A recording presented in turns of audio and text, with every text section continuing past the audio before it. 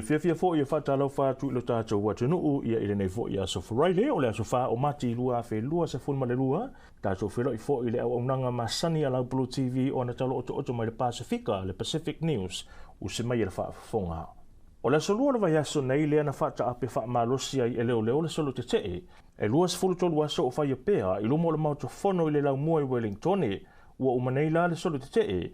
Ai amata sulu whailo nisi au ilatou nei ino fuanga pe o marae e api ai. O le afiafia na nafi na tamu whai ai nisi au ilatou, sai le solo te te no fo ia ele o le marae I wainu I mata, ma lo latou Faamoe e tōla wa api ai. Peitai, na vave lava o no o atu I ai tangata e pūleale ele marae, ma poloka le whaitotoa au lufale I totonu o le lotoa. O isi marae wa nofo ai lava I luma o le whaitotoa, mo le leo maluina o le latou marae, na whailofo I le fonga Talai o le Maota, Trevor Mullet, I sana tustusinga I lunga o le Twitter na po, sa iai le marae I wainu I mata mo sina taimi pupu, mana ia whawhitai ai tangata o lana community mo le vavi o le poloka I o tangata te tee, mai le ulu whale atua I totonu o le lotoa. Spent a bit of time down there this evening. My community is doing a better job of stopping the feral campers than I did. Thanks neighbours. Le saunoanga le fonga Talai o le Maota, Trevor Mullet, wa sa o ilole angana wa maasani lu tātou watunuu, su e loa le mea e ola I le intia. Ua tōtu inatu nei le whaamasinonga maualunga I Samoa le tusita ai po le warrant of arrest, ia loka matau fia le tamaono sa fulvalu tausanga, o whaalava au tai I vao tuua au leo ne mia polonga, o lo tua ia I moli anga o le whasio tangata, wa malili wai e li sara lo le fata, ma fata au tufua fata, mai la fioanga o a whenga. O le whaalavelavele nei na tūlai mai la fioanga o a whenga, I le po o le vai luanga o le tausanga fou I le lua afe lua se fulitasi. Inisio mo le mau o le whaalavelave na whaatala noa I le Samoa Global News na la tau whamatala ai. Le taimi na anga I atuai whaalava au ma le la au malosi, ma ta whanaina I tama ua mau ala soifua mai le whaalavelave. O la songfua la na sei mawai atu nei, na te tau wana tūla I ai whaalava au I lumo whaamasino ni wawa mata tuatanga loa, pe tai ele I o atu le o molia, ma whaatonuina I loa whaamasino se tusita ai. E loka I whaalava au matau fia, ai se ito whaanga solonga luenga le whaamasinonga I lea mata upu. Ai se mole maua le uso o se tasio ta maana a fia I lea lava whaalavelave, o whatama e u I sana wheloa inga ma le Samoa Global News, na taa ua ia whatalo na whaanono tele, ona e fōlinga mai ele o popole lava whaalava au le whaamasinonga ma leo, ma sa le tatau lava ona tatala I tua e whaatali ai ona whaamasinonga, sa unoa fo I whata, o le taimi nei o la lava e whelua I whaalava au ilana taa vale lau pāsese, e pei lava e lo iai se mea o tupu. O se aso le masina nei o lo fuafua e toe wala au waile nei mata upu, I lumo le whaamasinonga maualunga. I tala lava le whaamasinonga I Samoa, o le aso lulu o le vai aso na sei mawai atu nei, na auwina whaatope atua I sea li I se fulfitu tausanga, I le mautanga sa ngase o le tupua tamasese mea ole I matotua, ia lavea ina mailo na soifua, mai ni manu anga tu ngā ilo na ulu, I le ripoti mai le whalemai, e lua aso o koma sinei ali talavou, ma o le laki lava o le vave atu I le whalemai ua whaasauina mai ailo na soifua, o lo iai peala sinei talavou I le whalemai matotua. Mo nisi o tonga fitinga, ai ua whaasolo lava na toe ato o toalo na malosi, se whailoa inga le sui komisina o leo ma tustala na whailoa I aua pa aulongo I tino Filipo, ua mo lia le tama whai o le nei ali talavou I lona wha o lima, ma le tama whai e wha o le oti, ua mafua ai o na tinga ina sinei talavou I le whalemai. Ma le tala muni, e leo alu I lano le numero o tangata a fia le whamai New Zealand, o na ua tāo fio finga tāre pipisi ai o le siama o le Omicron, o le awa uli nei le tūlai tasi na tu ina mai ei whaamaumau ngā fau ala matanga luenga le soifua maloloina, wa whaamauina ai e lua se fululu afe, lima se lau lua se fulufitu tangata ua a fia le Omicron I le so. E lima se lau wono lua o lo I totono mautanga sengase, ai to lima ua whaamaunia mai le mali liu ai, mai le COVID se fuluiva, e tahata longa tu pea ma se whau le tātou watunuu, ina ia whai tete pea, ma tau se sia lapata inga o sāma vavau o le COVID se fuluiva. Taualunga tuai matala oto le Pasifika po le Pacific News ala BluTV mo renei vai aso, ua mawhai o na wina atu ona o le langolango mai ala ufale o loa, le sab se oria nai mangele.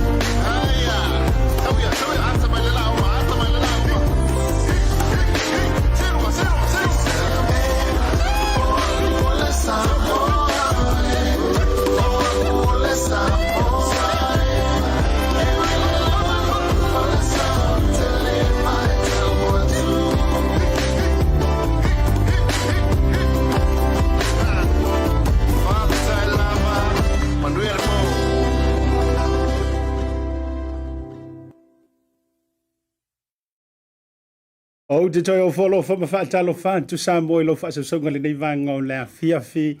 Aso wharai le muli fo o le nei vai aso, whaasifo ai ngā luenga e meise fo o lava singa. Sa pale whea ngai masi o tātou o tino, le aso lo da whao le masino o manti, e ui whatoa a manta le masino o manti. Ia ai ua whai unga luenga o le nei fo i vai aso, i le anga le leita i taitama o le tātou tapa au sili le langi. Le whao mo whai o le tātou toi wheo fofotai.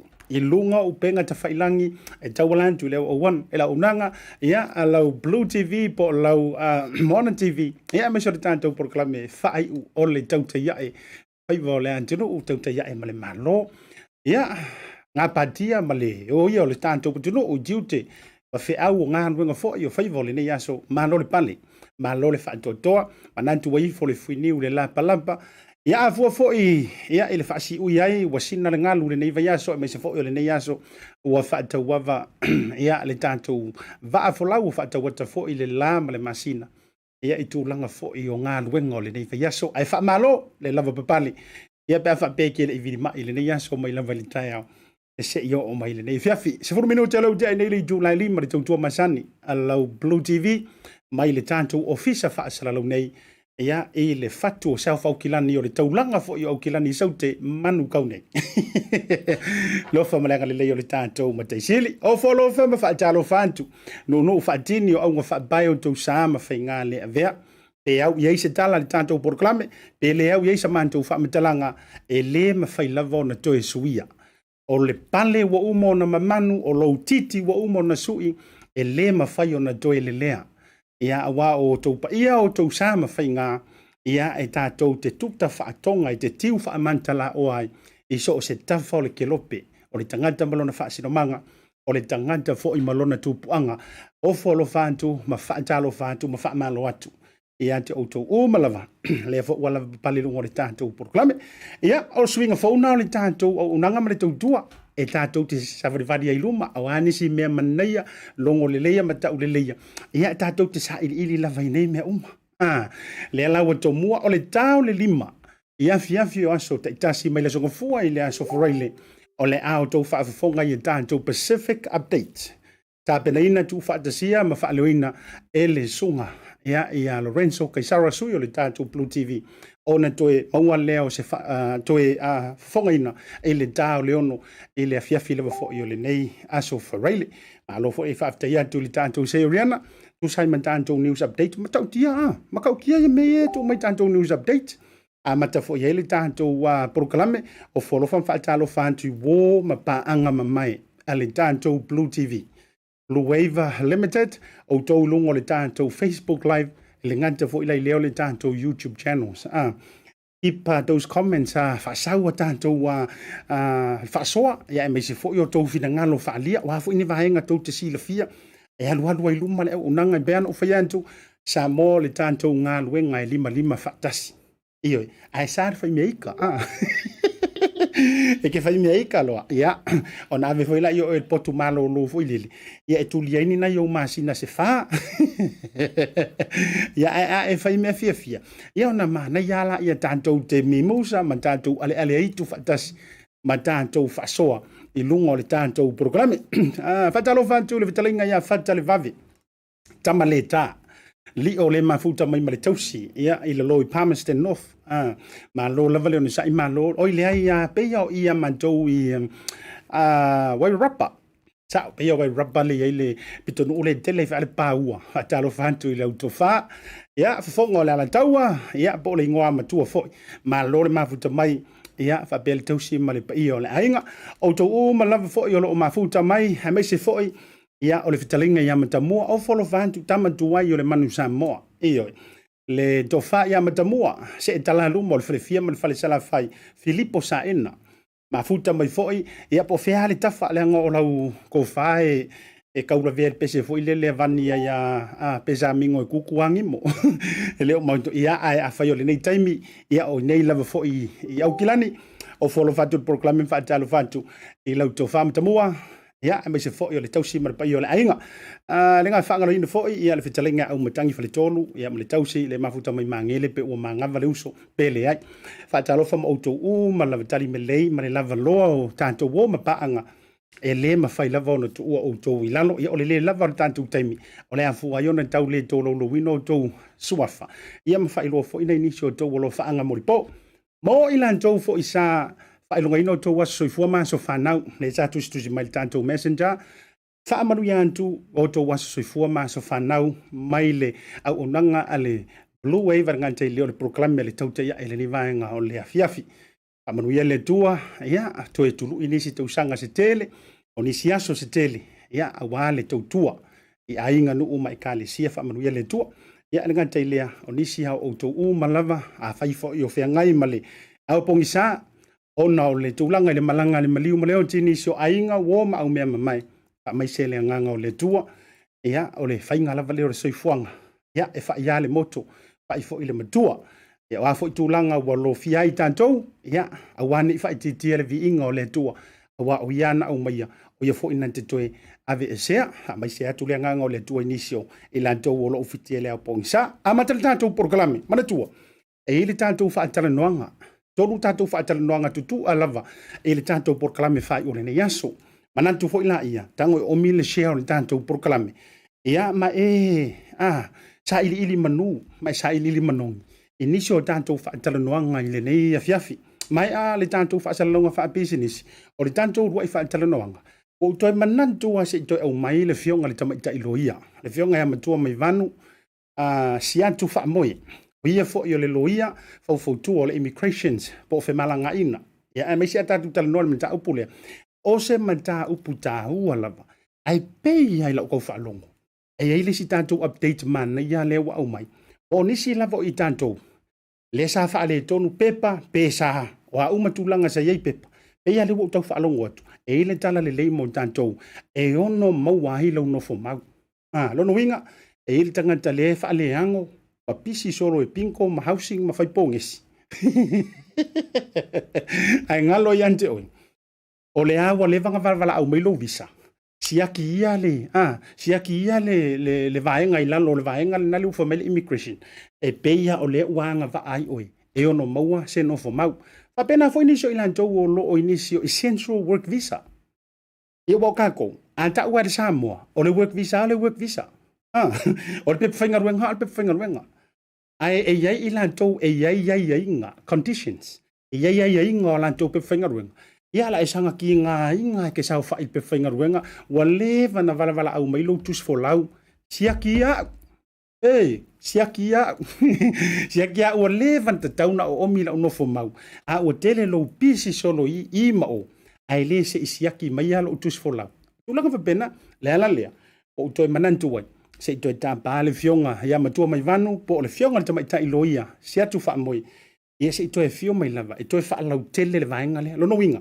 mai alo tanto fa sala longo fa business fa te tele tanto sponsors ma company lango sua ia e lo to ao fa sama rianga le tu mai e me fa yona fa wa tanto proclame le aso le Goodman Freight ma tanto wa lauinga o loa I Samoa fa se tai numero le telefoni tu inantu ilunga le fionga ni usama sunga bali ia wa fo ile unanga ngante fo ile tanto wa ongo le OCA ia fa pe fo le Pacific 40 ma le talo fa vanja Maua App ma le teleonisio unanga ngate fo ile ia o le sei oriana I mangele fo I mai lo tanto fa sala lo fa business ona tanto fa felo ile o le auto ai tau no fo le fionga ile tamaita iloia le immigrations ia ma mata upu fa pena e ma fai ona fa lo tele nisio vainga e ato fo I mai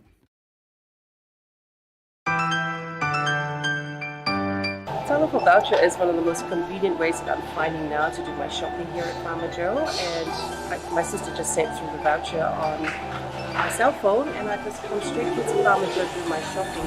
Ole si tulanga tutusili ole tau. Ole lafo me ole pepa tala oloa. Ona fa ngale fa tau I oloa e au nga mo ainga. I think it's really convenient for families overseas if they don't know how to help their families here. Then this is the perfect way. Mai ai la sa no fua tau e lisia sa. Ni fia foi sa we mo mawina le foi au nang fo ala mai le talo for voucher. Ila wana fa tau ma me te mga ai ile voucher. Sai mo na talo pa voucher o mo le aposio se o fine. So se para loa fa ngo fie. A me se le te ferwa I mala telefoni tai miuma. Ai lo la fo merkes ona ino do tamao re ainga. Whawhia tu lava le talo whakauta mo le foi au nang fau whawhai. Malu lava le tampai. Whawhai talo whawata. Teki talo whawata.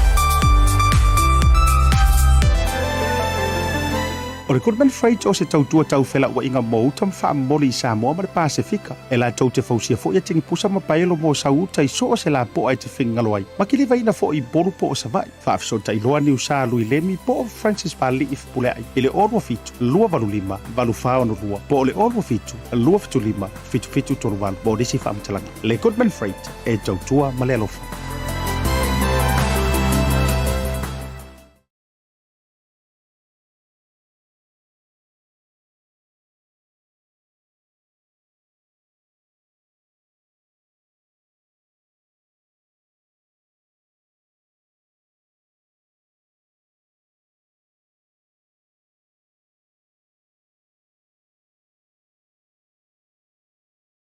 O te toe whaawhira ia tu ma toe whaatalo whātu Samoa i lau sila mai moa ma lau whita whaafonga. Le nei vanga o lea whiawhiri toe ta liu mai ai ia o tātou whaasalonga whaapeserisi i le whaawawina o le tātou proklame i le nei vanga o lea whiawhi o te whiawhia e whailo atu e peio no o whaamerusina le teimi ua tea. Ia le pale mai ai o le sāfolau o koe mo o lava. O toe whaatarosanga le whionga le tamita ilo ia tu sa i olona pisi. E toe whio mai lava. E toe whaalau tele, ma toe au mai se tātou update, se o tō tonga, i luma mai. O le tūlanga o lo iai, ia whainga lava ngai o ngofo mau. E au te iloanga e kau apango ai, ma wele me alofa mo o e lea malusosani mo o e le ua lewa na inofo nofo te o si la fia. A ele i o lai le vaenga lea, o te fia whaafelo ia tūlau whionga, ia ele tamaita ilo ia.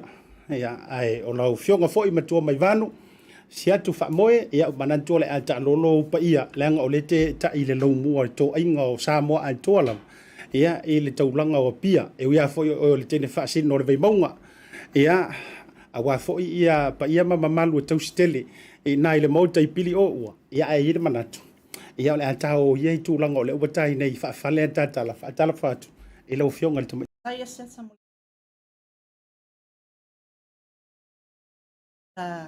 betana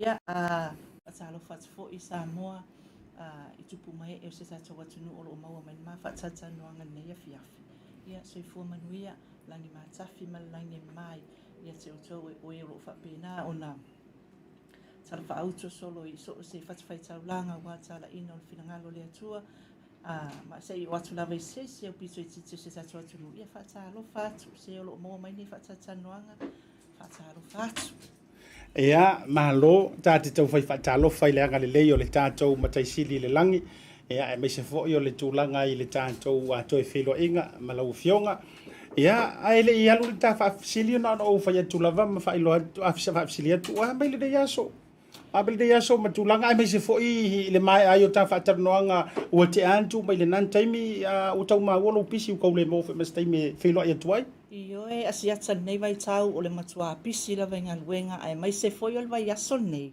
O le vai aso ta ua lava nei tono le immigration o le phase 2 le iai nei sa talaina o na submitting ai application for phase 2 o le residence lea. Fai lava si pisi o nei vai aso. Ai whaftai le aro fole atua. Ia o le fo mo nei avanoa. Ia o mwhaino o mai i e watu pia se si update. Ia o wale longolongo pui ali i pia se sa atunu. O lo whapena o na fia maua nei soasoani. Ma lo whawhetai o le mea tāua lava lea, ai mai se lava i tūlanga fo i o lo e whiangai malau fionga, ia e le whingo fie, whai o i la tau le au sori kula fongo. Ia a o lo to e apa fo ia i tūlanga o le fisosoninga mo si o tātou watunu, tūlanga tau pepa no fo mau. Se i whai mea sina ua update. O le a le tūlanga o lo ia tūlanga i no fo mau, e me se fo o ni awa noa tutusa, mo i lantou lava fo ia sa faali tonu o lantou pepa ia mai lea vai tai fana e tau whaamanino ua kele i lantou whaafisiri mai atea. Ai si mai si ta update o tūlanga no nofo mau whaamano. Ia, whaftai asiata mo le fesili, ia le fesili mo le nofo mau, o le aso mua mati, le aso lua le na mawai atu nei, I mean this week, o le ana whaanga solo ai loi tonu le phase 2, lea e entitle umai lato o lea umau tonu New Zealand i visa ese ian tala noa ina hai essential skills work visa o visa ese mo yan tal no ai ia o ila to umana o le ua faatanga ona submitted to no la to application mai le aso mo o mati e o le aso tolus fulmaltasi o you like so na to paula na alpi o tale mai e launch to no ia application ia o le famanianga lea o ila to umala mo lo faalongo mai o le o te lo le Asiata e afoi e fe o lolo lava nei tangata o nei tatoa tunu o lo au maula loi South Island, ma Hastings, ma Te Kuiti. O le vaenga lea leile Silver Fern Practical Experience Visa. O i lātou nā lea e qualify e foi. Ma i lātou lava le Essential Skills Visa Holder. Lea na o mai i le Rebuild Construction i la loi Canterbury. O i lātou na ona e tele o telefoni na o mawaina. Whawhesili men o whaatule, la fo mele visa se utila tilo o na watu ila i le advice o leo te ilo e whetau i tonu mo. Oe, ia o visa la ia mo tangata uma sa la fo mele to visa mo utila tilo iai. Lea la e a watu wai la utala lea whamaunia. Tu a tele i lātou ia au maula loi South Island. Siaki pelo visa o te tali tonu rave tu a tele sa takata tau le anga ba ai. Mana ia o iai lunga i tonu la vole visa. O iai o le ase keywords e iai se upo mwhau nei loa i le tangata pe mo mia lava le vili mai ma whaatala noa e mwhai ai o iai sina upo ngale tau loa i tonu le visa e tau whai loa i le tangata o le eke kau afia le melea. O te tali tonu le anga e sifuru ma le tasi pe sifuru ma le whala wha inga o visa e se yan tātala noa ai ona o le tātaimi e le mwhiu tātua e o te lau wau mamai. Ai essential skills ma le ma visa uma ia a fa pe te fia mala mai lo visa e sili e lo fiso tai me o le olua tasi o fitu lua lima fitu e ma fai ona o avatu sa o le advice ia te oe pe te anga va pe le ai ale na foi o lo ia lava ia le eligibility checka i lunga o le website le ale immigration e alu lava tanga se tonu e tono ona information e sa lava ina le tali pe ke qualify pe le ai Mania o le se fa fasili tau fa fasili tuai fa fia le vahenga fo ilea le sa Penina fa le tonu mai o lan tau visa ia ai te ua sau la ia le ua toe maua se visa ale spe na ova mai le tulaga mo se ia ai toe maua le o lan tau visa fa ngalu wenga ole e se hava noa mo tangata ia entitled ai la lo vahenga le mo se no fo mau fa tai mo fasili le Asiata mo ila tau sa fa le tonu aso e tono New Zealand ai te iwo o mai la so luas fulu valo se te malua felua tasi ai maua se visa mai visa yan tato lau wina e qualify fo ila vaenga na pe na maua mai fo ise work visa i te tonu o le ono masina a mata mai la so luas fulu valo o se te malua felua tasi te o maua muli mai se work visa na grant mele immigration o nga o lasa ila so luas fulu valu lea o lasa process ia le application le ton later on ke o approve mai e qualify for vaenga lea le sa over pe a fa pea o lasa maua mai se visa mele immigration la so luas fulu valu se tema lo fe tasi po tu ai foi lo winga mole manino ngalo tele me se fa fonga le al to tero samo a fa pe o le nga fa le ko ngo pepa ai over ia ole ala tu la ka sai yo pepa ai te wa alu mo mai lo visa to tau fa yo pepa mo mai so visa from la so lu valu se te ma lo afe lo so maritas o sa gran ke sa wa iluma lo no winga yo no nga va o ele i tu la ngono fo ma fa so ta i mai la no mira o lo tas le e la to le fa sili ma le no mira fa mo le tu si lo ilalo le tanto no mira o lo tasi o fitu lua lima fitu o lo tasi o fitu lua lima fitu numero lai ai fa fela ila to lea fa le ko mai pepa e no mai tai pele sa le mai pepa mua i tuantu fa te tainga le sa le mai pepa i tuantu o tausang o tai mile ia ai o mai lo inga o pasi le o mai tai mile o fa le tonu pepa e ai se la vea i mol vaenga le i se vaenga so soni o le mea tau la vetau na mala mai o le aso le alua sifuru valu se te ma alua felua tasi. O le aso ta alava lea. O le alava le visana e au mau e tono New Zealand la sa liko lava lau nofo e tono New Zealand. E mawhai na mau e lau avanoa e whai lau residence. Ai awha apea ele ai lava so visana e nofo e la so lua sifuru valu se te ma alua felua tasi. Ele anga va aila alva ainga lea. Penta tala noa mua. E o mai lava taimi nei. O le whaatali lava se update mai o le minister o le ofila ua inga. Po le ase me o iai le afoi. Le talo sanga le asatu i tutonu. Mo nai tangata malava le whale tonu pe pai tonu New Zealand. O le asa ave le talo sanga. Yeah, up until now we haven't heard from him. So o le Faamoe talo sia ia vave na tali mai wa se fulu fa afe tangata o tonu le matua te leona no me.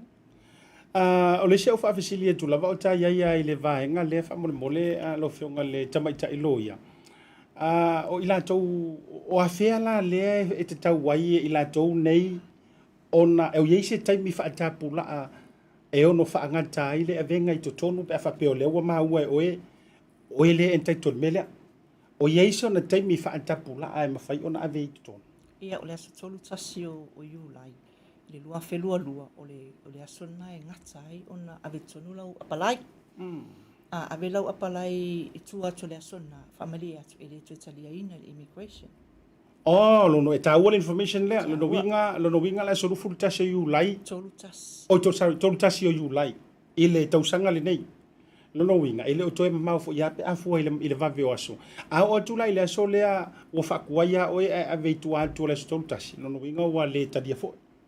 Sa ole le tadia. Mai mau ai leo tinga ina ai. Si le vili mai Asiata si le so tai mai. Mana ia.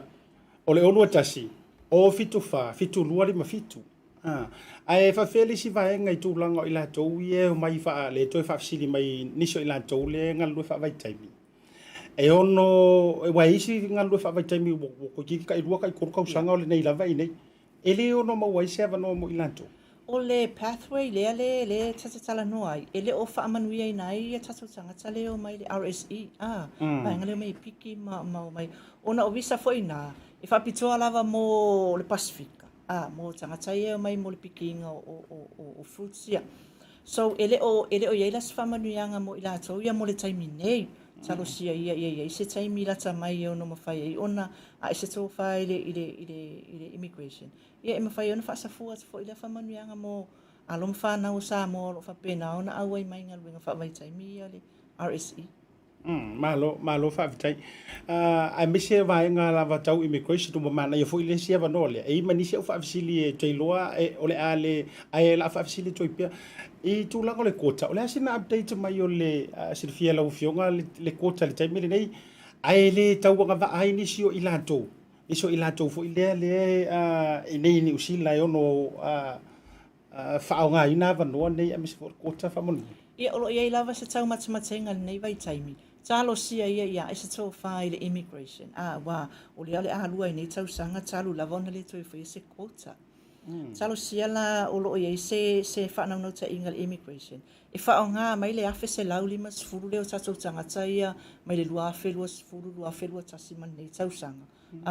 Talo sia ina ia mawhai ona a watu ai nei o tatou tangata u whaale tonu ia pepai tonu New Zealand. E whaonga i lewa noa na. Awa o lewa noa na o lea fo e tāpuni taimi nei. O lea tāpuni taimi nei lewa noa na a o lo ia whanau nau ta inga talo sia. Ia e se tō whai le immigration. E mawhai ai ona la tō whaonga aina e tōru afe montupu lewa noa lea mo le lua tau sanga le tuwhai atuai. Ina ia whaonga mo nei tatou tangata e whaale tonu a soi nei. Os whamanu ianga na mea pea whapea e se tō whai la tō le whai ia whai unga le immigration. Malo whaavitai, toi mai le tūlanga o i la tau le i ngā ruenga work visa. Visa whai ngā ruenga, me se fo iniso essential. O le ale tūlanga, e iei ai ingo ni totongi aloa ia e maua o tangata nei ina ia mawhai ai ona apalai i nofo mau nei whaamole mole.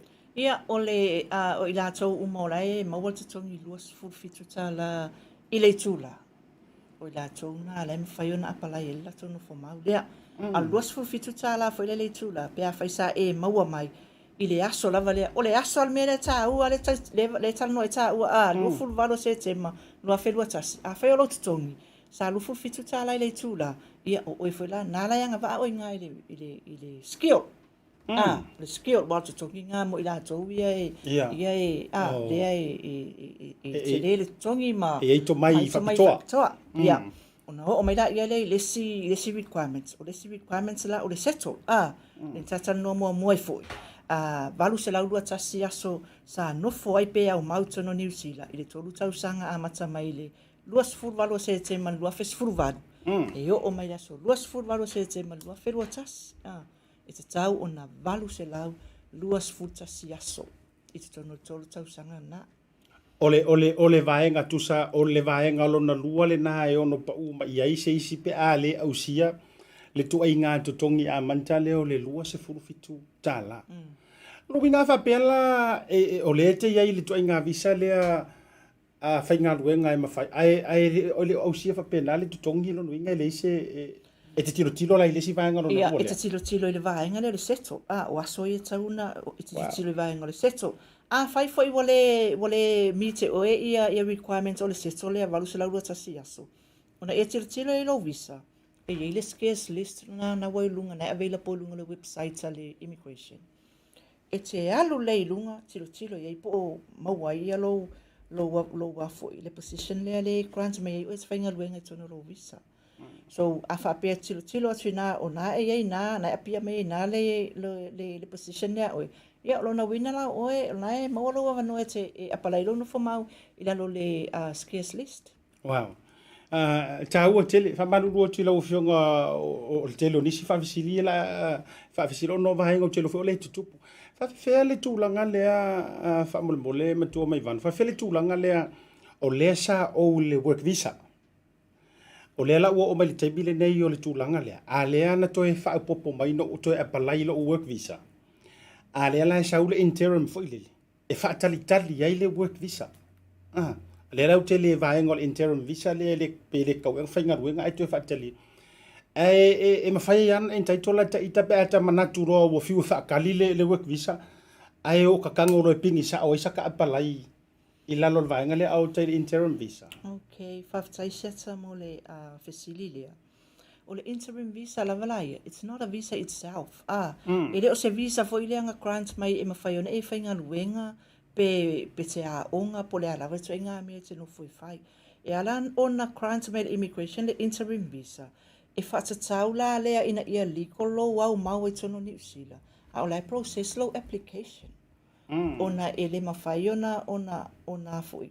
ona e no fo le iso visa a lai process lo application so o le interim visa lava laia e ono masina le umi e ono masina lava le umi o le time frame foi lana e tilo ia le immigration ina ia tatau ona o atu le uma le ono masina o tau na finalize sa lato decision e winga ilunga o lo application so o le interim visa la faila le sa e ilunga o le interim visa i le aso luas fulu iwa o se te mai le lua felua tasi o la fautuanga la ile tu ainga tangata le sailunga le interim visa o le visa muli sa e ai fa apea te iwa grant mai lo visa itua mai o le luas fulu valo se te lua felua tasi tanga i leipo le alto ainga visa na awa faila vo le te tono visa ia le tata noa o lai mau ala valo wa noa o alo no ai e pe e te faatali fo ile se ia Maua mai le approval lo visa le faatali lo winga la ile me faina e faanga yo ia se mea o ia o le visa faatali tamalo interim visa se longa lava o le sia u fa visili i vaenga yo visa e mo mia la tu langa tau siaki e me se le siaki o le falemai e me se fo tu langa o siaki leo ma vaenga fa pena whaftai se ta mo fisili lea. Tā ua i o fisili lea. Ona o le vai aso nei. Pe a male se lau mon tupu i application sa ma whai matou o fisa ona large vai aso nei. Wow. So o le pe a male tui titi lava afe leo whainga o tangata qualify le ngarulu e matou o fisa teimi nei. So it's a huge number. O le ala tatala no atu ona o mea lea sa o tiro e te misa large application. Ne te misa large application. Na o information lava le te tono lo passport o te tono lo visa. Ia mainly au le lua lea. Pau lava nao information le mwhen wha atu mo le application lea online. e le o mawhaina na foi na submit ia ni supporting documents i le taimi le nei. Ona ole o uma ona foi ona mai le tala mai le immigration. O le asa tolu sfutasi o mati le tausanga nei whaato mawhai ona mata ona process mai i application ia. So, pe se fulu wafe ala application, pe se lau wafe application e receive immigration mai ni vai aso se lua masina nei. E le mawhai lava no process, se ilonga i o ila tolu tasi. Mati. E ono whai nai la tūlanga ele nama le la ina o nisi o siaki ana i tangata. Mai se ale medical le la whaataitai e koru masinga. Ia, a ole ua wadi tupe mawhainga whapena. A fua mai la ile aso le ole a whai e siaki ne. E ono o atu le taimi e o e siaki i lau apalai. O sa vali le whai le lima masi. Lono ole aso na whaina whalau tele. O la ufautuanga i le wahainga tonu, lava leo e fesilingi ai iau. E pe a foi. O la ufautuanga mo tātou e qualify ai. A whaapea ele i whaia lau medical i le taimi nei. E si lele awal whaia. E si lele, se fe mai e tātou tupe. Ta au fi mo le taimi nei. Se i wanga nā lava ua whaia tu le immigration e te oe e au mai. Ona e halu lo le whai. E fisiri mai. Ia. Me te ua mai mau lau tupe le whai. Medical, it's quite expensive. Tolu se lau tā lan me whai ai. E o ala vai lunga 5 se lau. So e si lele le whaatali. Se i whesoata ia tu le immigration, ia ona mea le mana o mia. Ia ona o whaato a e alu lo le whai lau appointment, e complete ai lau medical. Awa e tolu masina le umi e valid ai lau medical le ala a whai. Whai la ele i really atu lava le immigration ia te oe e au mai tonu lau medical le a le wa uma le tolu masina. So e to e whai fo ina. Wata whea le nā tolu se lau montupu. Na ia tele, e tā ua le vahenga le a mese fo ni so la tau le whaafisiri mai, ma wha leo atu fo ni so la tau fisiri. Ai, o le hase tau, ma whai fo ona sau noi e lau fionga, ia se tūlanga e mese fo tā pena wau keiloa.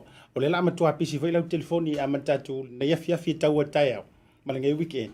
Ia i la tau o le a whaafisiri etu. Ia e tau wha matali fo i le tā pena, ia ini so i la tau o lo fufuana. O le ase tu ai ngā tau e meise lava e vei tutonu ia tūlanga o le nofo mau ma vang whapena. Ia, o le fi lava ia le immigration mo le nofo mau lea e lua awhese lau ono sifuku. That's immigration fees. Ai, e whiso ta i mea tea mau al pa utele, pe a whiso ta i mea tea. Oh, did you hear that? Tau whawhonga i le saudonga le tamaitai loia. Nō winga la tu e watu fo i le no mirror. O lua tasi, o fitu wha, fitu lua lima fitu. O lua tasi o fitu wha, fitu rua lima fitu. Kusi e loi lalo le numero le. Le usau no alo no winga la avala au mai em whaio na maua le sosoninga. Pea e whaapea maina, sa e whaalongolongo ma whaatana noa. Ia, ngā la. Nā tonu la, wai manga i whai kakau fo ina. E le whaapea, e le o sisi o ainga whasalau, e te tauna e whai, na o maua mai i lunga o le BluTV. Tautai ia e prokalamele na whai Asiata. Ia, le tūlanga le, o na maua la i o se wha mama avenga mo lau fionga po lau sunga. I tūlanga le, o le si whaafisili a whaamole a lau fionga. Au tele ialu le sifisili le mai enisio i la tōru ngole. Whawhela le tangata lau tue tuli tuli tua le essential visa lea ma le tangata lea tele i la tau lena o mai ngaruenga whasimanu vane whafonga la tinu. O le langa ke le ilua. O le ua maua ua whaila na whanau ma vahenga whapena. E ono afia i ma le whanau malo na a inga i se apalai o le nofo mau ma vahenga ia. Tai se siata. O la utari i oe. A whaapea o lei nei le tama aloa, le ana sau nei e ingaruenga ia o le whare whasimanu, ingaruenga ia po ingaruenga whakamuta, po o alawa ngaruenga, lea e nofo i tonu nei i visa si enta tala noa ai. A o lai whaatali me le whawhine i Samoa, ma le whanau lea to alima pe to ono pe to sifuru. E mawhai o na tuku ai te tonu i ngoa o le whawhine ma le whanau tonu le application a le tama le whai tonu nei. O la ufautuanga na sa ave le to atele o tangata ia sa vili mai whawhisiri mai mta upule asiata. Ta ua tele mta upule ona e iai ia whale whasimanu i South Island. Ai sa whautua ina e la tau whalewhainga ruenga. E whai mai e afoi. E si le whai mua la tau no whamau. Ai o mai munmuli le fine man whanau nei le visa. Ona apalai munmuli le no whamau. O la utala sa whai atu iai. E se foi lei tu nei tan no mai vaenga na au le tu le te whai atu ai, o lo anganga fsuasuani, moni lava ia tatou tangata. Whai whakas. Ia whai ngā mea o le whai mua mwonko, mai whai le toi tau. Yes. O na o lai whai mai foi le company le lo, i fula tau lo ia lai whai a uma ia whangai o inga o mea ia. Ia, ua foi na esi la fia, ia, ua pisinisi uma le whainga o ngā luenga nei vai taini. Ai sa o fautua ina la, ia o tātou tangata le na fiso tai mai. Tu uma ia le ingoa, o lai ma whai, ele ai ma se mea o le policy le na mai nei o wha apea mai, e exclude ia le ainga le application. Lai ma whai te le. Tu o umai te tonu o ai, uma lava le whanau pe, to se fulu lua le whanau. Tu o umai te tonu, o le leo le mea lea. Sasi lava le application fee e alu umai lava le ainga atoa lea. Ta ua te le vaenga le waisau noi lo whionga tamai tai loia. Leanga o leo te mori mawina o te iloa na inisi o ainga. Na tele na toi ha whale tonu ai ia pepa o le whanau o le toa lua ma le whanau. O ngar ko inga skaili la lea. Ta ma fui le man tua tātou fui Samoa vane whaafonganga. E ia le si tau vaveo so ai le avanoa e maua roa whamairoa oso roe pingi kama lea. Aua tātou di tau ma whai fo i e vaveo so i le awala whaingo fie. E wala fui le whapea ngā sao ar kasi ka kua ua wai. Wai umaenga. O le amonga ma le whaafafal tuai ngā. O lo foi tari tonu. O le foi le tuai ngā tau au mai ma vaenga whapena. Langa ele whaingo fie li lo sau ke ngofui. Ele whaingo fie te agree le winga lau tala. Ele o se whaakaunga o se suka vai ane whaafonga le tunu. E mana tua o le la a suia ai ma lo tangata nuu ma mau whaasino manga i teimile nei. Lo winga la. E o iale le ai e pe yor fautuanga e toe tatalongo tua i ma whaupopo sa unoanga le tamai tai loia. Lengo te lo e ta ua tele le mata upule. Lono winga mo ila tau lau tele o soa il kai mea kasi. Sa o le. Siri ia le tu me tonu o le ngo le ai ngā tua. Ai Samoa. Toi e mauti noa i lava le o mai o i la tau. O mai lo no fo mau. Ia le ato e alu fo isi tupe toi o mai e tongi pase se o mai e visa. Toi mai fai toi tamu fai toi fai ese fo application fee mo no fo mau le vaenga le. A le ua mau le avanoa. Fai lo ina. Piki uma kai mea kasi. Pingi lo. E wa vai mana ia fautuanga. Le ala na le no toi mo isi toi fio mai le fio ngata mai tai loia. Ai le toi tua le numero. Ai le si whaafisili. Le na au mai. E toi mana e wha lewa tupea. E mawhai o nau le au nanga a lau fionga me se fo i o le ofisa i tū langa o le liliu mai o tamaiti ma vaenga whapena le i la tau le whaafisili mai wha mole. Ok, o le liliu ina lau tamaiti e re o mawhai o whai leanga o te o practice i Samoa. Ok. O lo iai lava nei lo ia Samoa le mo te ngalu lui whaatasi e mawhai o fiso o tai iai ia mawhai o tai toi lo mtau. Ia mana ia, simple la koe direct le fisili. E le pevo o isi la ti ngana le mawhai na whaia. Ia ala tau mawhai ia, na usau no atu tamai tai lo ia. Ia, o le lo ia nge usila. Ia, ai e maua le fiso tai inga. Ia, it's worth vala au mai. Ia, ai le tu le telefone, numero telefone ona le tataimi. E si vaenga, te ua misi atu ila upito ai toe sau noi fo yela o fionga fa mo. O le siva hinga ta ua lava sia tai fia fa manatso swai pia. Ia, au lava so dia tu la fono a o lo tom fai nga yo inga ave ton. Wa e convict lo o ile ave ta vale o na pe fa tupu fa la velave. Fenga talo ina nto e fai lo application for residence. Mai mau a to lo la ia le o tau tinga. Wow. Ke lo o lave fa. Ana po e po tala tu ana po. Sau mata tu ai le por calamele ana sau le TV 2 e po le 7 sharp. No mo lo to langa lewa fa fangu tonu mai le vanga le te au mai. O si ko inga ikia. Le la ko ki poki te lo foi na wa ese fier case le. Al tanganta wanu le wheelchair. Ai sa pe mi ta fainga luenga mai lava. Ai ta sia sasile na fai o le lafi donga ma pise la to va fa next door. Ia pai lo le vaaru so ale pa le next door. Pau nga le me le wa matua le to me fai na fai le wa apa mai le media ma fai stories fo ia. Tau ma fai wa fiu fo ile lo ia la to. Ta sia le tala ni usila. Le ai wa le nga le ami o le lile. Mena ta ua I lava le malu tatotunu. Ona tau sisi pe tatotula fono. Aua le ave ta avale o na, aua le faatupu vevesi, aua le tau mwhai faa o lima, po o telefo I sauanga I tonu a inga nei vai tau o na o le vai tau o le COVID, o lo whapena, anto a telefo I la tau o isolate. Ai tau tua nā mua tātou, ia tātou nofo mamala vai tonu I tula fono I nei. ina ia whaawhaingofi awa ale leo o maka ia e ave tono immigration le kiri a low character. E lea ira wasa isi lawa fesile toi tu mai pe a watulo application to tonu. Watu lava saule tali se ki mea uma o tangata le ale deserve na citizen nei New Zealand wale le hamiu. Tātou foi, you know, lau mana New Zealand e a foi. Maintain na ngā kangaka lei loa e ustai ma o ngā lei e New Zealand. Wai le sao ngā ea lei o na whaato atele. I ai o mai soli tu la fono ma whawewesi ma ave tā vale ona. Ia, awa oi unga o nā mea o le public safety. Ia tātou tau sisia ia le se upu Samoa e tarafia ngai mo le saunga le mu. Ia, ma file mu. Ioi. Ma ua kako. Mo le pesikovic. Ioi. Le upu moni ave foi le ngana fa ngofi. Au le malo vale. Ioi. Awa langa ale ave foi le ngana le sao le na. Ioi. Awa te mai taita o le papa ngofi lau te vaka. Ioi. O ta pena ai ma fa tali oi. Wala ngai tau sika mai lango le upu masani le tunu o le lango matetas. E na te whaaleanga ina le swau. Po o lea le uminga e work permit mai ma umea lele. E kaurei lo mai ngi usila lau le avenga lau tau mafa next door. Na o le atua sila fia mea na. Ia ai kilo kama ia. E monitali to inga mistake te whaia. Ia na o atua i leo. O tina ina manutau. Uyo lea. Ia. Te ua hisi vaenga e te manatua ale ai wha mai a mai sau noanga ma nel ta whatanonga. O te iloa pe o sisi ta whatanonga. Lea la avatu le update o le border. La avatu le update o le border wai e a fo te tonu o tia o ke tupa. Ia ua talia umaloa tangata siasi mai tonu o New Zealand.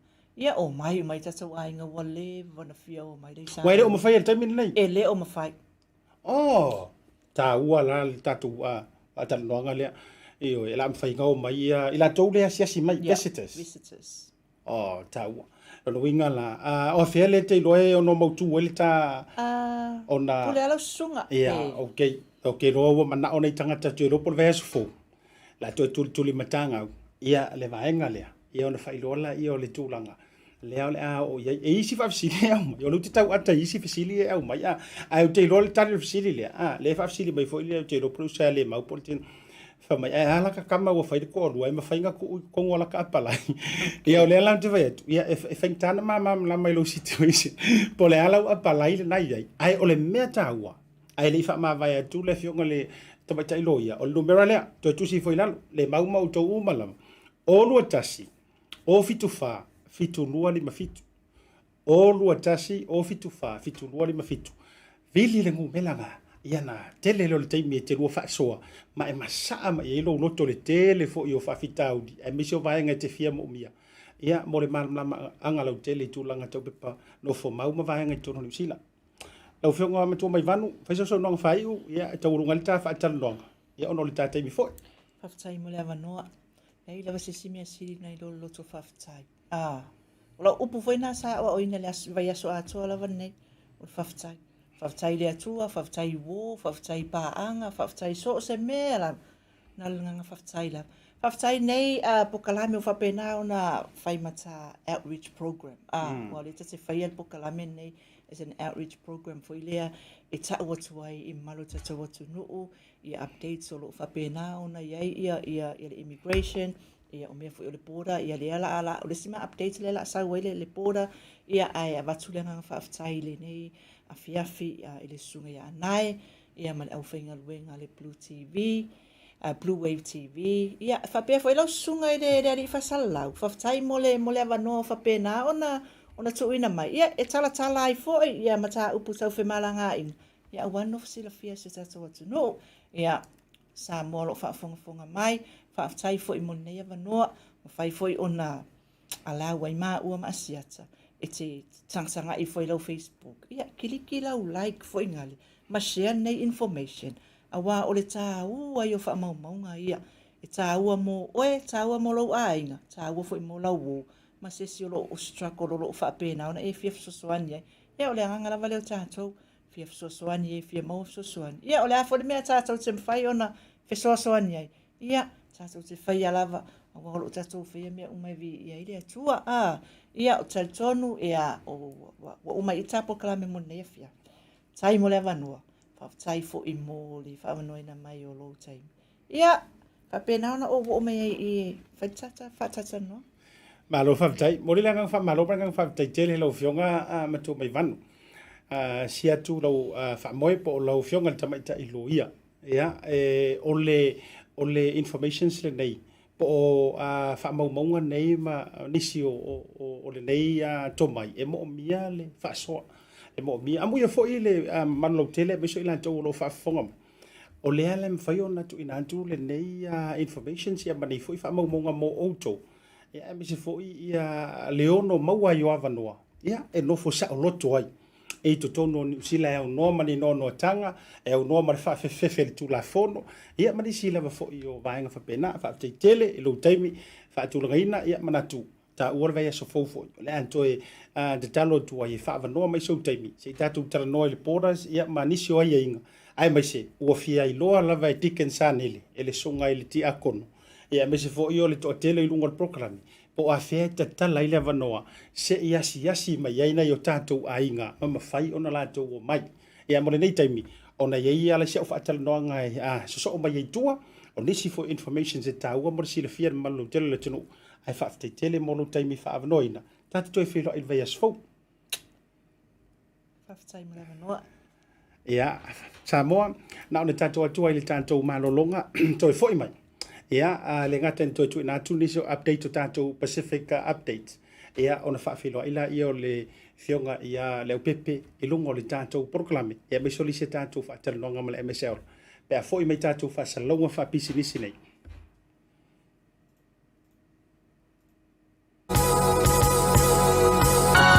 O le tautua ma le auaunanga o le Maota Samoa Service Station nei tuanai matu. Mātou te utuina lau sā ma le tele o nisi matu auaunanga ese. Ai le ngata fo I lea, mātou te siakiina fo I lau tāwale. Mātou te sapalaia fo I swahuu mo lau tāwale. A whai fo I o vai pa o lau sā, a wala te popole. Mātou te sapalaia fo I ea mo lau tāwale. Mo lau nofo silafia, mua, ta pē lau tāwale pe autu. Lua, ta pē lau telefoni I le taimi e utu ina I lau tāwale. Mana tua foi, e matua I whaasa ina le tau mawhatapa a ino foanga whape nei. Wa iai foi au nanga I lunga o le Pacific 40, e whaatau ina ai le talofa voucher. Maota Samoa, o le Maota mo Samoa uma. Mātou te fia e au na pea mo o Samoa, whawhetai le awhio mai, we'll see you again, and God bless.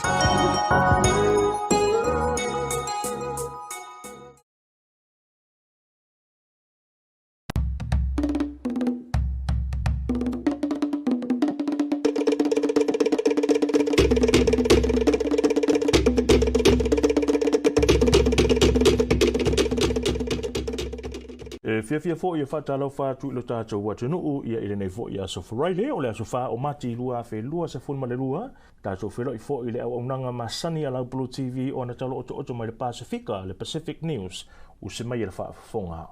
O le aso lua le vai aso nei lea na whata ape wha malosi ai e leo le solo te tee e lua se fulu tolu aso o whai pea I lumo le mauto fono I le lau mua I Wellington ua umanei la le solo te tee ai amata sulu whailo nisi au ilatou nei ino fuanga pei o marae e api ai. O le afiafia na nafi na tamu whai ai nisi au ilatou, sai le solo te te no fo ia ele o le marae I wainu I mata, ma lo latou wha e tō lau api ai. Pei tai, na vave lava o no o atu I ai tangata e pū leale ele marae, ma poloka le whaitotoa au lufale I totonu o le lotoa.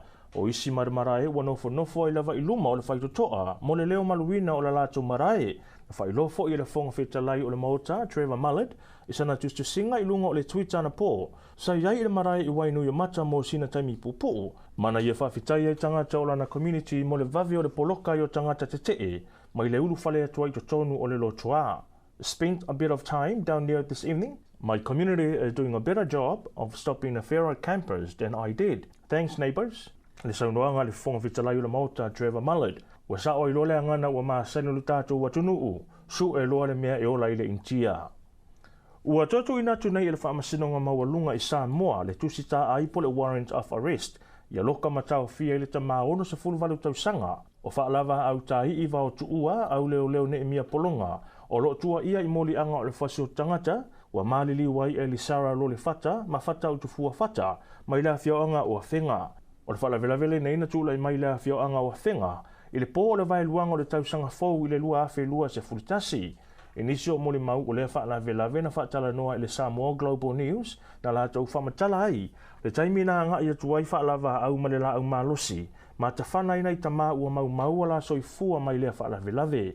O la songfua la na sei mawai atu nei, na te tau wana tūla I ai whaalava au I lumo whaamasino ni wawa mata tuatanga loa, pe tai ele I o atu le o molia, ma whaatonuina I loa ele whaamasino se tusita ai, e loka I whaalava au matau fia, ai si toi whaanga solonga luenga le whaamasinonga I lea mata upu, ai se mole maua le uso se tasi o ta maana a fia I lea lava whaalave, o whata ma eu I sana wheloa inga ma le Samoa Global News, na taha ua ia whatalo na whaanono tele, ona e fōlinga mai ele o popole lava whaalava au le whaamasinonga ma leo, ma sa le tatau lava ona tatala I tua e whaatali ai ona whaamasinonga, sau noa fo I whata, o le taimi nei o la lava e whelua I whaalava au ilana taa vale lau pāsese, e pei lava elo I aise mea o tupu, o se aso le maasina nei o lo fuafua e toe vala au waile nei mata upu, I lumo le whaamasinonga maualunga.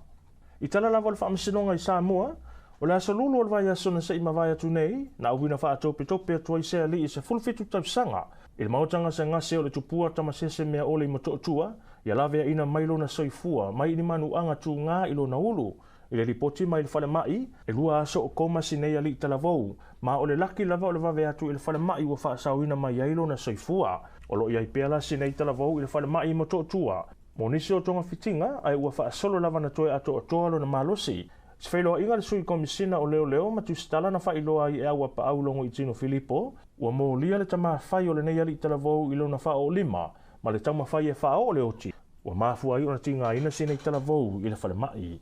Ma le tala muni, e leo alu I lalo le numero o tangata a fia le wha mai ni usila, o na ua tau fio finga tāre pipisi ai o le siama o le Omicron, o le awa uli nei le tūlai tasi na tu ina mai ei wha maunga fau ala matanga luenga le soifua maloloina, wa wha mauina ai e lua se fululu afe, lima se lau lua se fulufitu tangata ua a fia le Omicron I le so, e lima se lau wono lua o lo I totono mautanga sengase, ai to lima ua wha maunia mai le mali liu ai, mai le COVID se fuluiva, e tahata longa tu pea ma se fau le tātou watunuu, ina ia whai tete pea, ma tau se sia lapata inga o sāma vavau o le COVID se fuluiva. Kaualunga tuai matala o to le Pasifika po le Pacific News ala BluTV mo nei vai aso, ua mawhai o na wina atu ona o le langolango mai ala ufale o loa, le SAP se oria nei mangele.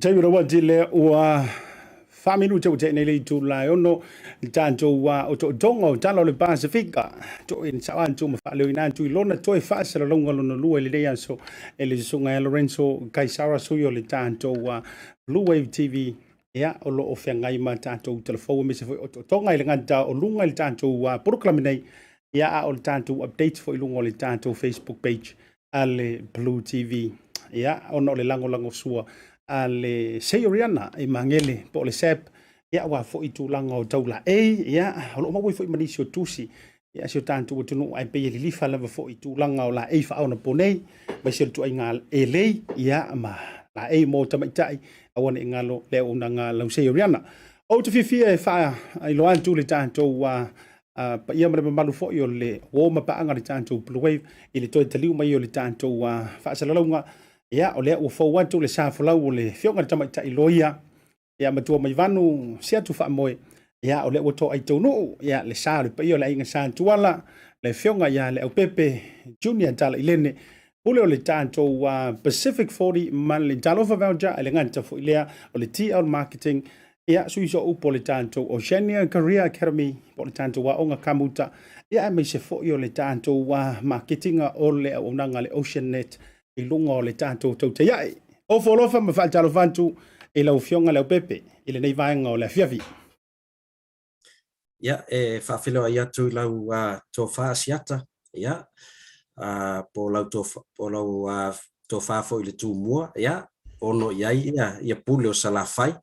Ia, e pa ia le ainga pa yo la taua ya me se ya Samoa le oi ma tapa au ma lole folau le nei aso e mai tau atu ma talu pe au se unga le nei aso me se le lua sa se lua ma tamai tai lo ia le na matu nei ia a filo ya tu le nganga tomo le fia le nganga fa alo i lau vionga Leaupepe ioe o se fa manianga la foi o ava no le au maua ia le maua ai o ava no fa penei au mai ai ia o tou o lupe fa le ainga mai se ofioanga ila tau fo yo lo sa ili malo i nei tu no le nga telefionga tama ta iloia i lona fo i to mai tu langa tau fe malanga inga ia manisi o fa maunga ma fa matalanga e mo mia le mamalu lu tele ia o le fo wa Tautai lua le va ai le nei vaenga o so le fau mo le fau ia pe fo na pale mai la o fionga ia i le fa langilangi i lungo le ta proclame ia e mai le nei aso amata mai ia ta tele yo tu langa o nanga masni ai ia wa tele lava fo inga luenga o vain fatino nei aso asiata ai ono le watau no mai las foreli ia wa tele fo ina maua aso i fatu langa ina ia sa o mai ele officer soi fo malolo ina ia e te tau ona faite tel fo ia mo tato vo ie close contacts pesa lata ia ila tau ia sa faina le tato covid ia ai dem fai ona tu wait you to favor ia ai me se lava i tau tua o lo so soani ai le sio tato atunu pe ona ia le to tele au vili man nei asiata mana o menia la tau sim cards ono le malanga le vaale o la sa ina ia fai ona fesota ia inga pato nu Samoa ia le lave ia valau mai o lo tapuni tato officer o lo fa pena na isolate la fionga a pesta ia fa pena fo ia sio tanga ta fatau va ia ai o lo ia la wala fai ona so soani ai mo ilato o lo mana mia sim cards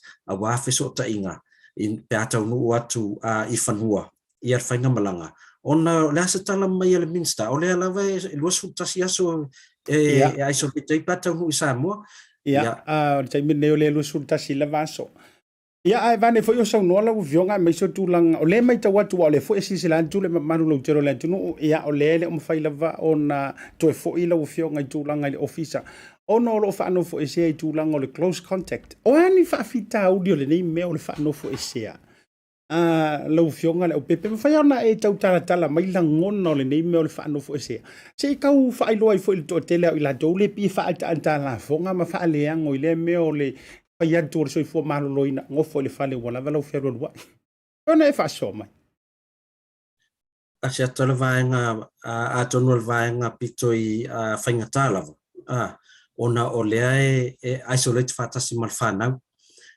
ele o mafai ona nga il fanau la onga ono le for close contacts malato ia a faila to lima tamaiti ia lona winga la wa lima foila mea onga tau ona vai e time le aso ia e fatu langa ina ia mfai ona fatino ala to wa onga ia ile taimile isolate ia ai ngata fona ia o le fanga solo tiute pe ona masani ona tau tuai ia ma fa solo foi la isi tiu te fa popo yo maua nei aso o le kuka ia o le fulunga o ipu o le fainga tanga mea ai tu sala ma tua wala ngo le fa no foi se ala vala usunga ia lo lava potu wa pe mo le maninonga foi le malo teli lo ni ai le financia si o e fa te tainga ile o sia tino le ainga maniso ila to le o afia pe o le alava e o le ai fa yo e fero wa itongo le mota o le aso na mato isolation na avetina o le ainga tu i hotel mo lona saunga le mu ai mato nofo na mato masia whanau nei ia pe ua mana ia foi sia maftanga o fai visi level le te vai ai aton pave mau ai foi malos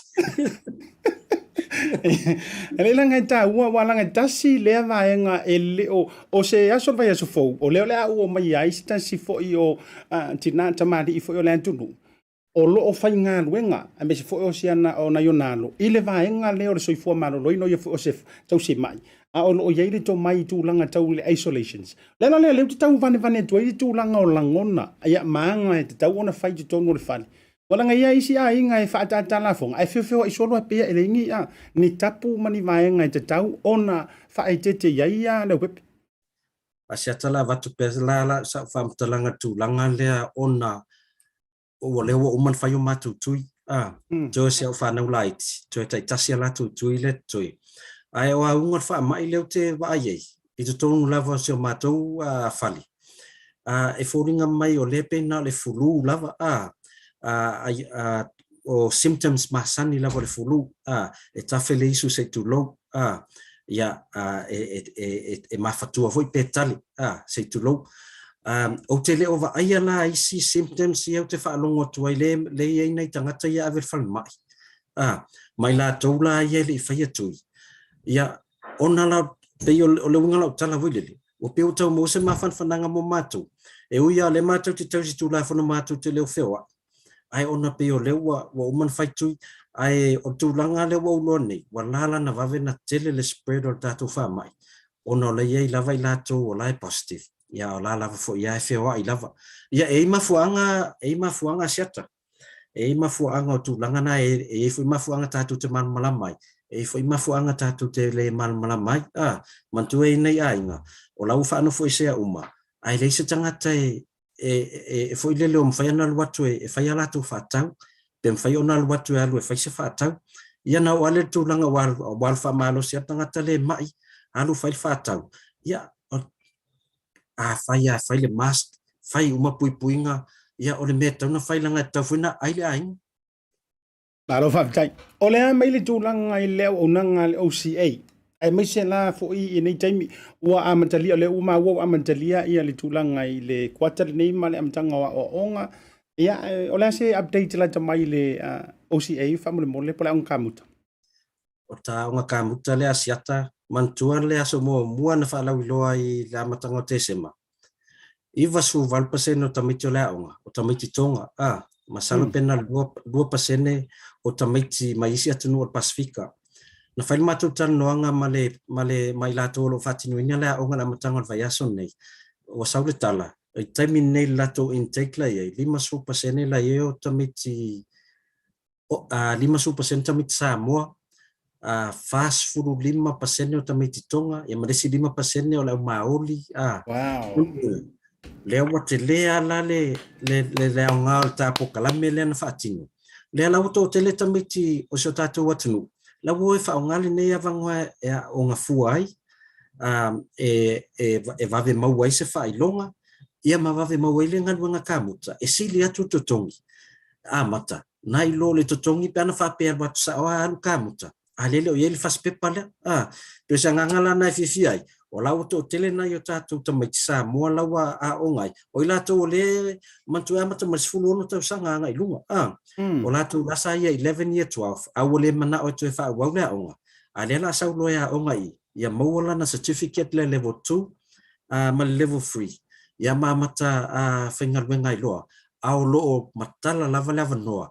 O la e whamele tātou o Senior Career Academy. E mawhai au na enroll beta me ti fau se iau o lava le whai unga le vai aso le.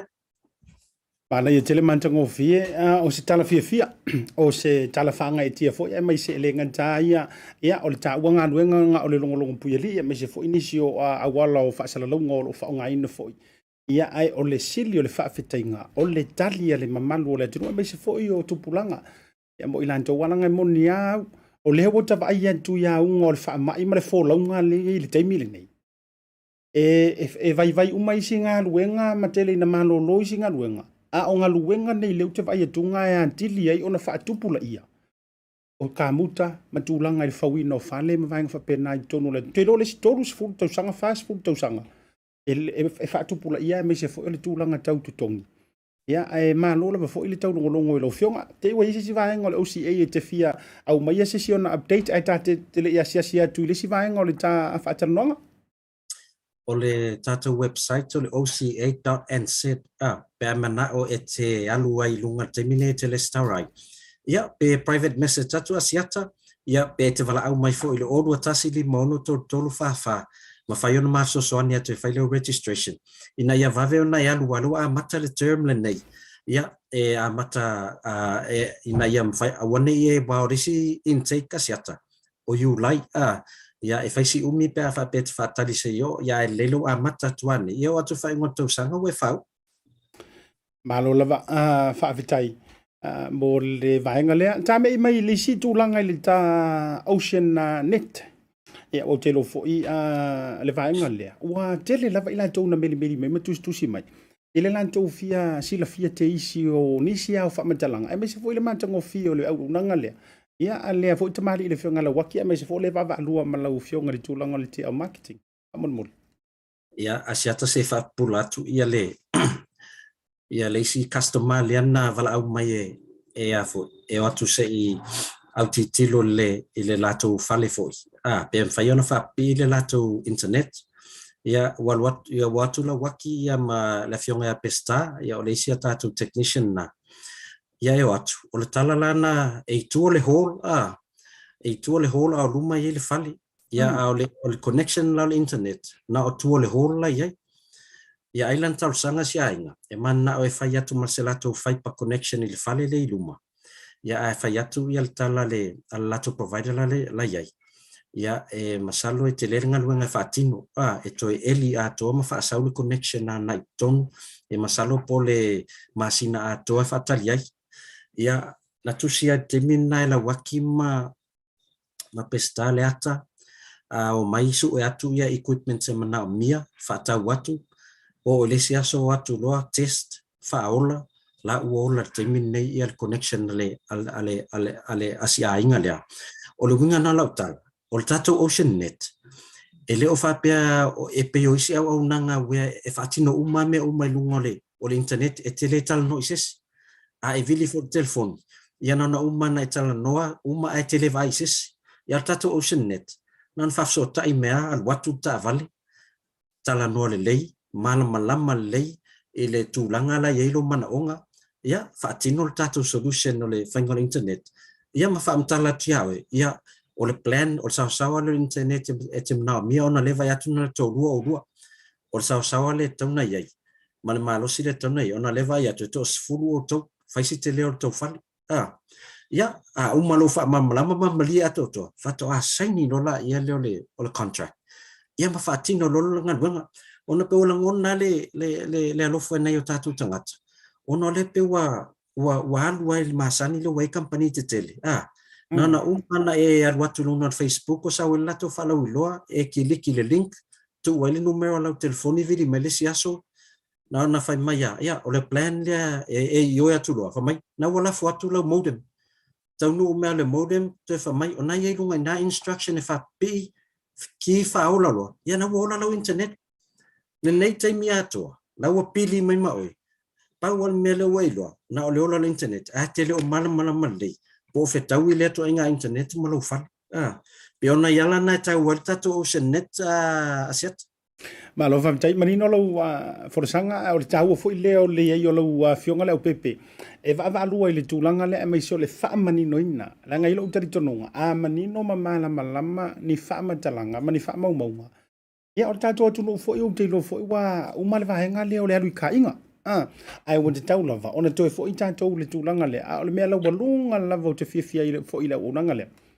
o le vaenga le lo vala watu tali mai lava ya lo mtamfa na po tamali i Samoa ia to e mau le mani no ngai lau lava ngana ia mai so ngi fo ia ele fa pe fo uma e fi ko kudi awa ia ni fa ne tonu ia ko vilia ia to e fio mala waki pesta ma fio ngala Leaupepe ia wa e fa mani no ni so tulanga ma fa la matili numero telefoni ia ma le wala so ta inga e mafai e tangata na Maua ile o nanga le tatere me ia tu ile si vanga fa mo ia ole si vanga le vanga ta wale tau fa so ta ia tu ia siata ona lento tele la vanga le na message mai ole ala vai fesili mai pe o tu ia Australia tatu ia wa ka mai au Australia io ia pe ona fa mamlama tu tatu pokalami la so ngafua o ila so lulu o le atam fai matale Ocean Net nei au kilani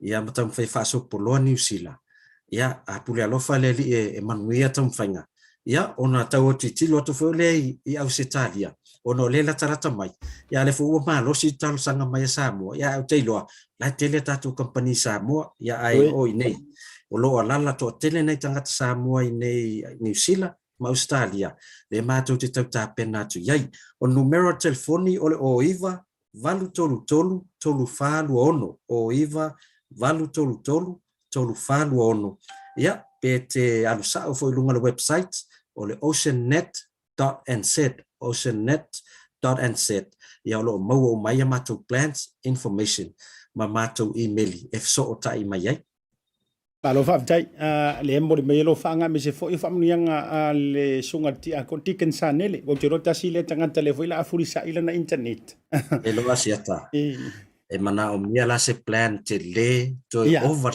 sawa mo tiken mai le ngata lo na Maota o le ho o le falsa ia to telo la utar voa al sunga te akon ia sa le tola telo te mi tau vai foi le il McDonald te tau tu e sa ro fionga tiken ayo tau fa o le tulanga fo ele o sawa tele ai mo o mia la te rota sile ta mali po sunga fa fenga ia le ole a li foi na internet o le tanu mera mara unanga o le so tai mai ni so ila to South Island le mai mo nga foi le mai mawe ia pena o to South Island te lo ai le o to yeso na mau a Leaupepe Siata o te mineo lem fain fatino e mfai ana matuanga ia tuanga ile anga I Wellington por South Island ai ona o le tau mafai e fatino mo muatu ni au kilan ia ai o la fai a mai atalsanga e mai mata no filoa a matana le star ona fai lo la your plan o tato officer na to watanga talua mata tato oceannet ia na la wakio pesta ia masio nei tanga fatava ai e mafai a na tu tonal plan fa pe o to fia tanga tale oi in el sone po Christchurch e mana mia le mai oceannet ia ola masalo haya stato pasi asiata tato o que fiado ila o te fiado foi ma ila lo ia a le seonga ia a la tu fa te Talai la lo o le tulanga o le ai malo au mai le ta numero mo le o nanga le ia e so ta ile leila foi le vili mai o le numero ma fa so atu tamali i o lo fe ngai ma le vanga ia manisi o fa mentalanga I tuatu ono le taimi ia o le o iva valu tolu fa lua ono o iva valu tolu falu ono ia le tatou landline ia pol tatou mo paul o lua tasi valu o valu ono fitu o lua tasi valu o valu ono fitu le tatou mo paul le so tai mai ai alo fa tai ono le tai mi foi le si tanto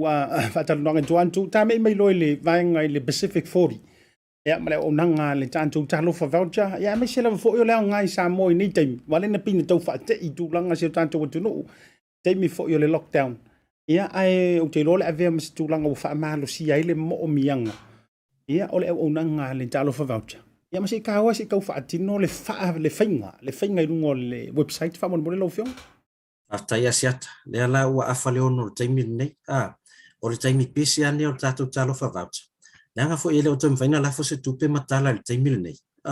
O le wa afa leo no la fiafi. Ia aina o le tatou voucher la. E mfaina la fo taimile nei. Maua taimile nei fai ele fatau.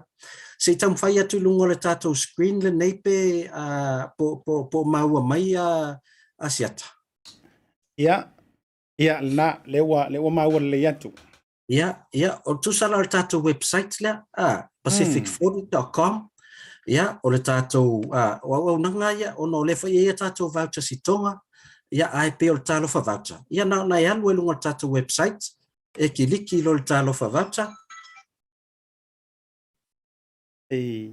ia o I tongula po manino mai asiata ia le na manino ta ua ia o le shopping la le fai ia tatou fatau me ai over Marcelo tatou falo lo tonu no mala alfanga e mafai ona ela foi levata terminei Maua terminei fai ar fatau to ainga terminei o tatou hotel ma resort mafai ena la foi levata so hotel li Samoa le tonu I fa onga to ainga fai se lato dinner lunch e po se mano fa foi mo e mata fa wai o tatou cash power mo le fai ngol cash power lo ainga Samoa fa tainga o kiliki terminei le cash power ia o le au nanga pito pisi ane te mine o le fiafi asiata. Ia, o tatou vouchers la ia, tolus futa la, limas futa la, fitus futa la, ai vai mai numero ia lalo. O le tau na o le voucher le tupe New Zealand. Tolus futa la Samoa lea. O lona su valuta la, su valu sene New Zealand lea. A o le tua yo tatou fi. A va pela lo temna la fole tolus futa la lea. Ia, na omi o le add to cart. Mana ia te lele vaenga lea. Ia, lea o sau I, leo fa mai o lau voucher tolu suta la cash power, sfulu valu ta lalo na tau. Ia, ona e alu sa orola ia le proceed to check out. Tahua. Ia, o ila, lea la ua tatia mai ai. O center details, o oela lea, o lo winga tai tonu I lo ingoa, ia malau whaiu, ia lau email address e la toi lau li city, ia malau numero mo wai oi New Zealand. Ia po au Australia fe la vala tunu o lalang. O lalo lai le tatou cash power details. E te tau ona e maua mele ngor tangata lai alua le mita I Samoa. Ia whakaita inga whapeo Elisara lea vai le aluai. O le mita nampa, o le numero le lai lunga le mita. E te tau ona e ta au mai le numero la mai Samoa, tai tonu I. Ia, manavanga muli lo lea. E te tau ona e tu ua tonu numero tangata le Samoa. Umalona pei lau cash power. O le numero na matou te la fua ia cash power. Ona entra lola ia le tau a inga tonu o latou mita. O le sivanga ta ua lea asiata. Wai umalona entra le mita nampa male ngoa. Ia, o le taimi pe iai, o tau sila mai e lua tatou options iai. O le internet banking. E na o nei lava New Zealand. Ele available, ele mwhana whaonga Australia, mai sia tunu le option lea. O lona winga, o tātou ia tunu ifafu. E ifafu to New Zealand. E whaonga le option lea, pay with credit or debit card. E kiliki la le option lea. Ia, wa ele nawa sau le pusa lea. Enter lo ina lau card number, enter male expiry, ia mal numero le tua. Ia, ona e saulola ia lea kiliki lalo le box lea ua umone atalia ina matou terms and conditions. Place lo malau ora. O le teimi e place ai lau ora. O le teimi na e process ai matou cash power. Al watu lau li city.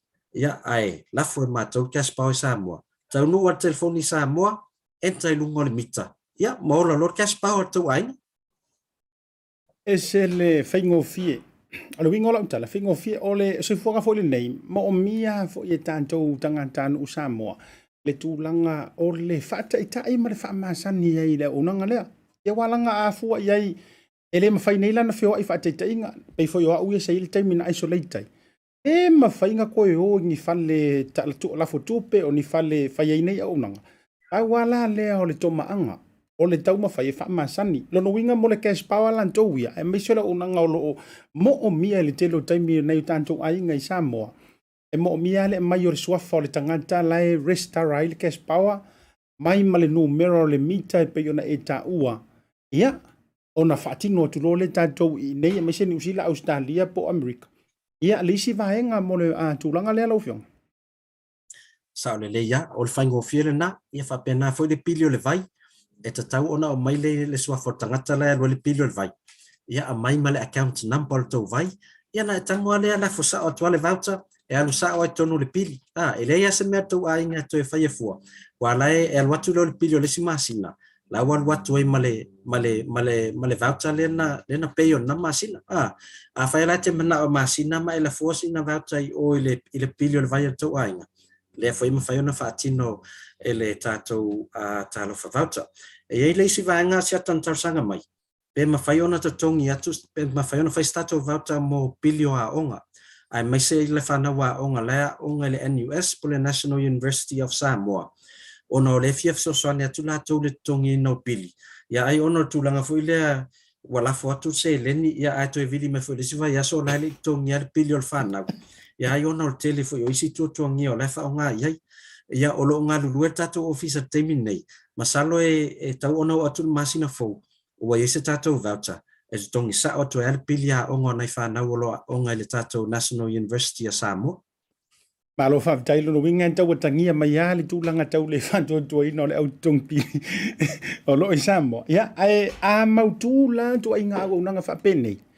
Ona le ai leo se vaenga I toi popole e fai atua la utala le Leaupepe ona vatulo le no fai oi fo ilta fatalong o te moli maula fo ia walanga o ulu te whaonga ina fo leo o nanga le nei. O le fianga lava ia te au lava ia. Ua mawhai e ono uiloa e alu sa o lava le se leni i le mea tonu o lo o iai le mo mianga. Ua ta ai laulu ia so matausanga utuana i antu ia ele tele au le vaenga lea. Ia wha mole o ele uso o ele kuangange o ele se o keifoi. O asinga se lengi nga le whenka o lea pai malawhai o lea o fia whaatau le. Ia e umaku le nalafoi. Ai o tala noa tu fo ile sia o ai nga ineia. Ia nga koe vidi me whaarkanga ka masangia lea o le mafuanga lava le tasi. No te whapele easy time, te tawita easy time. Ai o le whaafetai lai le au nanga lea. O mawhai e o na whai le tūlanga maio io. E maio io lava le vaenga a vidi mai lava se mako suka. Wara le ua umanga ku ire kokoma vanga uma wale se e o whaku mamo e loa i le whara o lona ila talanta il tato whale. Ia le la whai atu le vang tūlanga lana. Ia ai le whapefa me ore suka. Ai la fo atu le tupi. Ia ai alu i vailima la povi la popo fo ia para elta unga la tūlanga i Samoa. Ai ole whaatinonga le sa e whaamanino na nei. Ma le process. Ole whainga lava le na e whai e so se tu inga whaatau paule vaenga.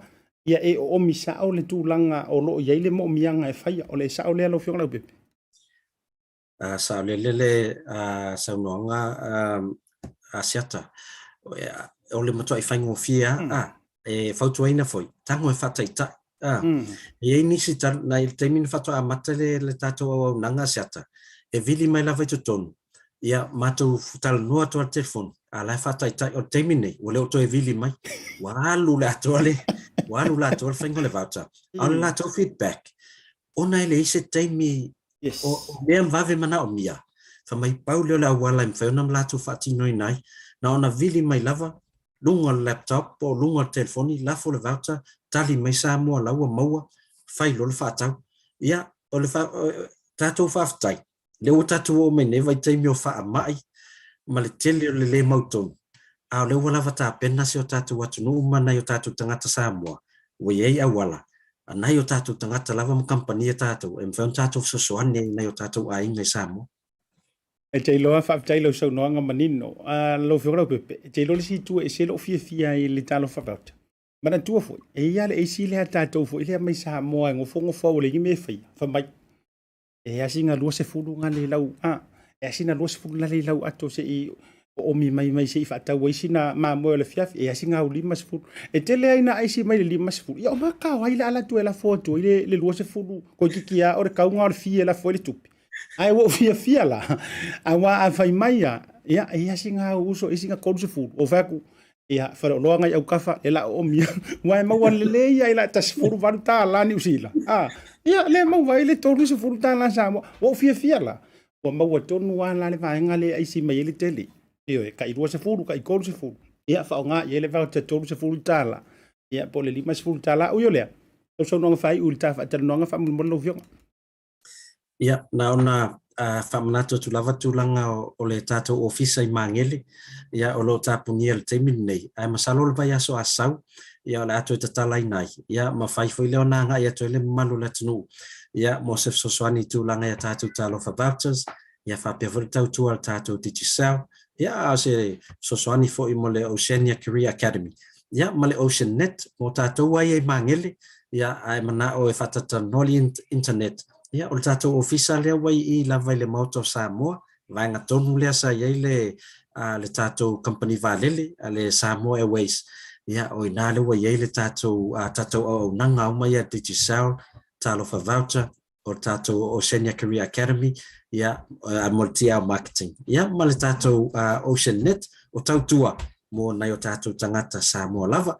Ia, a mana mea whaisosoani nea fiafi, ia, o le fua talitali atu teime potai amata maita alonga le aua Asiata leana malo laki vai ason te nei. Ia, pai lava ona e fso tai mele olua tasi lima ono tolu whawha. Ia, e whaftai tele Asiata ma kampania le BluTV ma Bluwave. Ia, mo le Matuamaivanu le nea whewheta tonu. Ia, ua ngā fo i le whawhongwhonga tāpua i Samoa. Ia, ua tautua ese lo long puiari ia i le tātou company. Ia, ua fo i le tautua ina le malu le tanu. Ia, mlau whaaloa lava, whaftai. Alo whaftai lo whionga Leaupepe. Pa ia lainga sa duala, ia eme se fo e wa si i le waa si tele. Ua le whaafonga anga le maru tele le atino, to tele ila tau lea ua omi mai, ioi, pu e ai ngā li i leu tele, ia mata ni lona whaonga i tātou, a pia fwoi mata a John, ma uto uma, Margaret, whaato ia tau la papa, ia le fwoi whaafesili mai a olofa, ia o le nau atu inantu i luma le tātou screen, ia me se fwoi ia le tātou website, www.pacificvody.com, o le tamana i te aluai ma uto i Amerika ma Australia. Ia whaongare o lau credit card, ai la foi se cash power mo le tausanga adoa i nei o tātou ai ngai Samoa. Whaaftai tele tātou e whetapa i program masani le asong fōra vea sifau, mo le teimi, alo whetele atu i lau whionga, whaasoi fōina. Whaaftai, soi fōa. Malo whaaftai Samoa, ia na ua mo mai alisi tātou whaatala noanga, tahua lava fōi ia whaamatalanga nei peon o whai atu. En tahua mo tātou lava fōi share tātou informations nei, en tahua lava. E tātou wholau le teimile nei ua tātou iai. A o ngai ngā whaangofo e se halo ai ngā atoa ma le pepesi o le whaamai le mau lockdown ma nei tūlanga uma. E le ai so tau popo le te tau walu se whale o loa se whale kupe e la fo mesa tātou ia tunu i whafo. Masani la e tātou ona alulungo le tātou website. Pa o ngā le lei nei e tātou o nanga na. Fo i mai tātou whaasalalongo whaapisi nisi tātou asiasia tu iniso tātou whaasalalongo whaapisi nisi. A fo i mai. Tawalunga le tātou whaatala noanga. Ia, mai le sui le tātou MSL. Training, ia, le tamata ia penina. Lea ua stand by mai ia le fiong, le tō fine ia pea. Awa le whaatala noanga lea. Tawalunga tua ia, mai ngol tātou proklame pea mai a whaasalalonga wha business nei.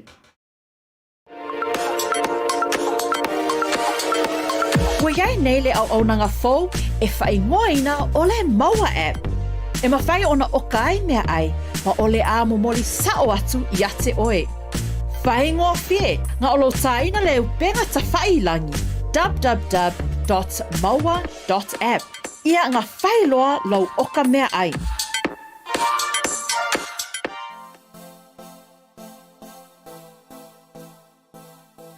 Whaatalo whatu Asiata whaapele mamalu o Samoa o loo mai mo mai I Lene teimi.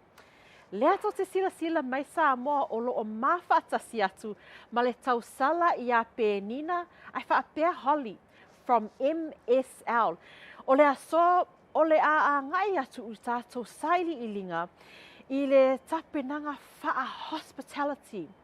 So let's go and check out what the team at MSL are up to right now.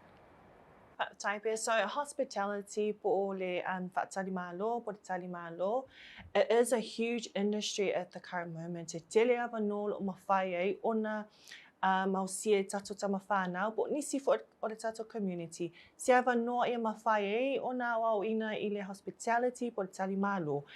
E whaapeo o nā ngai atu ngā nuenga ma opportunities e mawhai o nā lato au sia se tūlanga tau ngā nuenga. E mawhai on fisosoani I lato ainga, e whaapeo fo I tato aingolo I Samoa.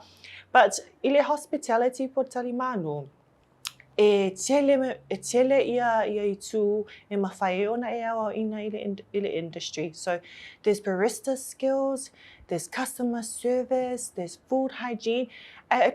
Most importantly, ole teamwork, how you're able to work in a teamwork I kongo o whalapotopotonga ese po industry tau hospitality. At the current moment, pole taimi nei, o leo mawhai o na tatala le avanua, ele si Talai I a tamawhanau po nisi o tato community, I le hospitality po ole talimalo, levels 2, 3 and 4. And the eligibility criteria for this program is you need to at least be 16 years and above. It's for free. And you also need to be a permanent resident or a resident of New Zealand. Ole offering leo foi natu MSL training. O leo watatala le no e mawhai o na e awa o ina mai ele pokalame I le fale, I le lua o aso o le pokalame. And then 2 of your other days will be on site to go over le practical and your assessment.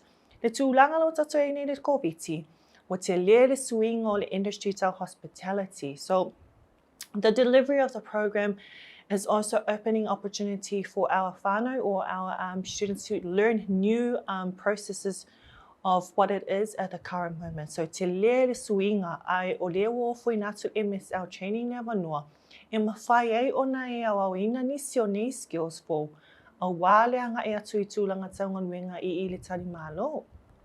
Now that the borders have opened up, lewa te lele vanoi mawhai ona toia ngai atu sato tama whanau pot tato community i ngā luenga. Ai o le te leo ni ngā luenga e mana o mia lava whasipepa po le qualification. Ia mawhai e ona o siasesi tūlanga ese tau hospitality po tani malo because many people think when it comes to hospitality, it's just about, coffee making or just at the restaurants or just at cafes. But e tele isi tūlanga o le hospitality, mawhai ona e au sia taipei o le, you can go for managerial roles, supervisory roles. And there's a lot of opportunities that you are open to as long as you have the qualification or have the experience which MSL can offer for you. If you're interested or you want to know a little bit more about hospitality or le watatala leva no te le salai pokalame, we actually have an event happening next week Friday. So if you're interested, please, you're more than welcome to join us. It is a hospitality one-day taster where you get to meet the team here at MSL. But it is an opportunity for you to come in, meet us, have a fair idea of what hospitality is for you or have to offer you. So again, it is for free. If you lisi tala, e mawhai ona whafsota e mai i le oval te lau, no lua wha to Lubalu, mole events next week Friday. Well, there's lots of things to enjoy here at MSL, but we have found the most enjoyable part, well, the feedback that we got from our students in the past is definitely the practical elements. And how we kind of do it here at MSL is we have a real working cafe. So when students come in, they're level 2, they're level 3s and they're level 4s. They get to work in the cafe and serve real customers every single day. So it's brilliant. It's a lot of fun while learning at the same time and dealing with real life customers. I think the thing that's very, very different and what makes us stand out and different from other providers is that we give students real tools to get real jobs in the industry.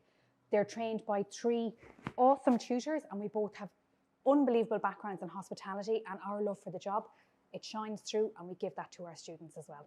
Meet us halfway, we will meet you the rest. Come to course and we will give you the tools and the skills to succeed. Asiata, o te lele mana o mea o students a wale hospitality industry, especially now that the borders are opening. So, a pea o oe se tangata ua whia mangao e explore le area lea o le hospitality, then you already know that you've got a team here dedicated to help you here at MSL. Back to you, Asiata.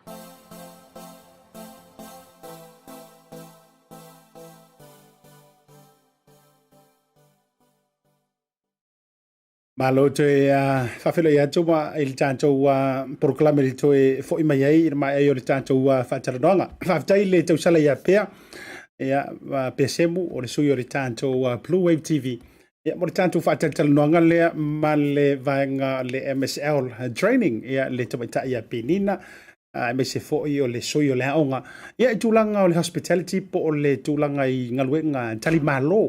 Ioi, le la vea ai lo fai ngā luenga tama fo i le mwhai ona e fai ngā luenga i whale einga ma vaenga whapena. Ea, i tūlanga lava o tau o le o mua awina tūlanga o ngā luenga whaatali malo. Ea, e tāua lava fo i whaafisio tai leo onanga le MSL.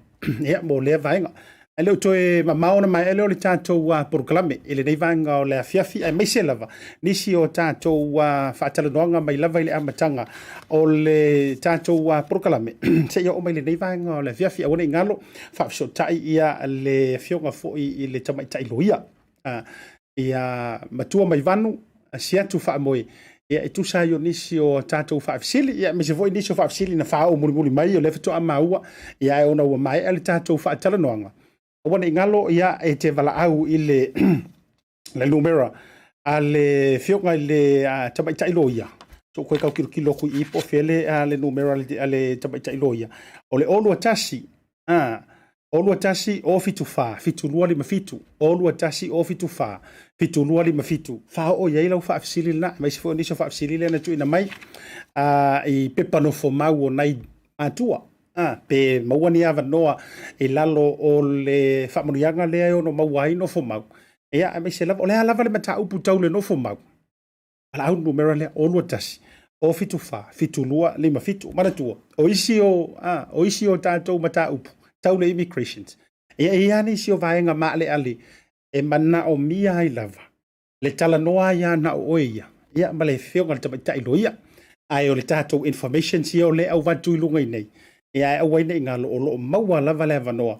E te vala au iai. E le tūlanga o se fisosoninga mo oi. O le si vaenga na whamanu i nei lo loto e me se fo. O le tūlanga i whaatala noanga ma le whionga le tamaita ilo ia.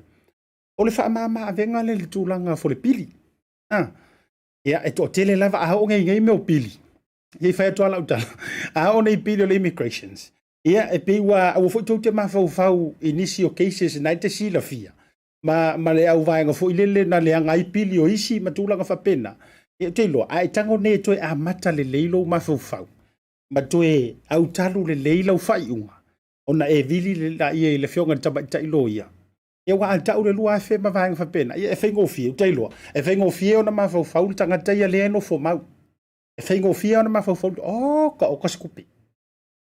Ai wa uia maro utari tononga. Se a e nau se mea. A e ngau se mea e te mo mia e au ngā mo oi. O le ala mea la lenga e kauku au la foma e tau ai utupi. Ai, e mo vera utala. A whai e mawhai o na tātou lima whaatasi i le kaifia se ta iafe, ta ilua afe, e mawhai o na whai sa o ngai whaalewe lave, ma vaenga whapena. Ia o le ale tūlanga o le pili o le ai ma le tu mainga o le immigration e tu watu ai au pepa. Se kango lima lua iai. Mai le pese le se o Samoa. Tango lima lua le iai. Se vanga ngā ua e se mai se tūlanga o le pili mai le maenga le na ta ua tu le fionga ta mai ta iloia. Pili lava ia le immigration wala ngai le se mea fua ali. Ele ave fua i to tonu o le. E na ona toi longo pui ali iai le mamalu lau tele o le tātou watunu. Ele se vaenga whapea mai ke ua wai tasi lea vaenga. Se whai tua ala ufa atua lalo lea tau. Tasi lea vaenga wa alo saa ai le to tele. E musu e kokongi le pili. E fia no fo mau. Fia mana o ele Leaupepe. Ai u. Ora ngana tu sawa. Ele lei foi le vatu yo au tafa. E te toi no fo e moe. A o ai foi le si tangata le nai ngai le ala ku fau kua oe ma fa so oe. E fia wai fa penale so i foka. O so i foka le nei.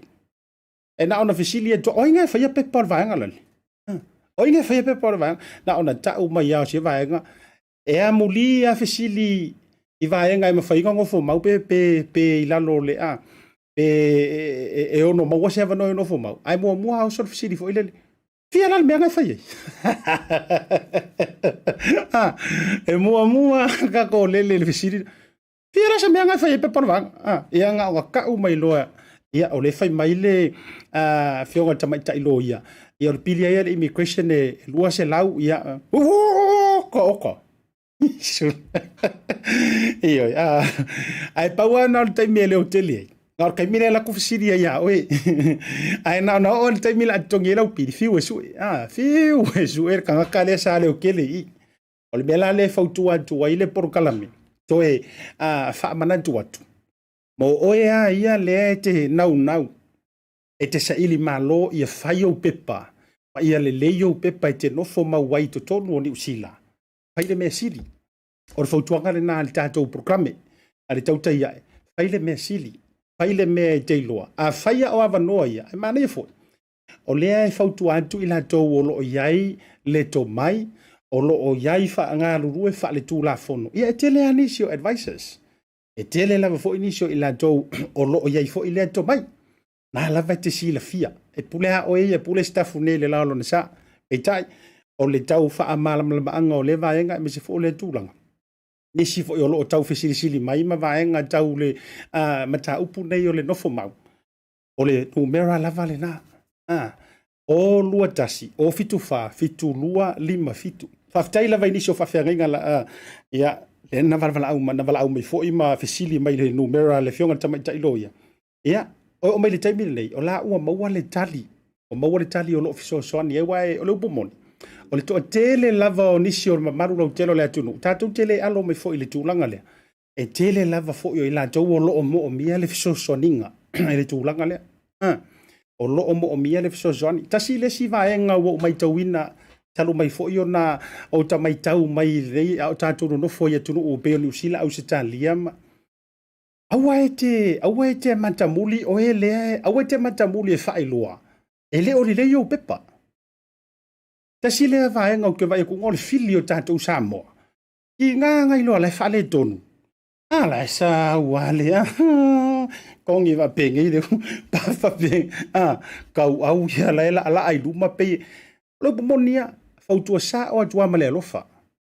Aua natia le tūlanga e le o lai whale tonu o pepa po le tūlanga o lo tau mawhai o pepa. Mana tua, lenga o le whaatu muina o lo mawhau i le tuainga manatu le nā.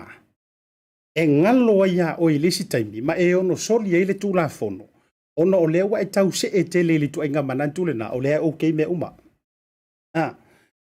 Au foi nei e mawhau whapea ua umi wa fia kausanga, ua whaasoa te isi e tuafa mai el tātou proklami. Ono te roi tā ua mo tātou tangata Samoa, o tātou tangata Pasifika. Koe ngā mea hafo i lelei vai te tono e kālesia vai te tono o whaapotopotonga. E hafua ianga musu ke wailoa mai, o le hale mea popole ei. Tu o lalo lea Asiata mar proklame mar tātou tau te iai. O le hale mea te popole ma e hatu matangi ei. Ngā kako o mai o mai le tono ule nei, ese uma au wala nā fua iona tātou o mai tātou te sa ili malo. Lala na hale ina whaamanu i ina lo tope au whaalongolongo nei mori mau ana inisi o tua a ia na o mai tonu le taimi fo ilele o le don rate taimi o le whailonga lanu o New Zealand o tōsi sila fo ilai mori mau ana inisi o tua a ia wa mau tū ai sa leanga pepa sa le ile lei pepa o le ngangana tu sa o le tau te whaia so uma sa overstayers ai lei whaasua tulia e lei sua matamuli e lei mama e whaailoa matau avela la tō mau ia o le tata longo fo ilea ma se fau ia ele tūlanga le tātou proklame tau alunga duaile nei vai aso. Au e te no foai. A whapeo tau whaale tonu le tūlanga o pepa, o fisilingia foi, a whai foi ua whaale tonu, ua ke le whaale tonu.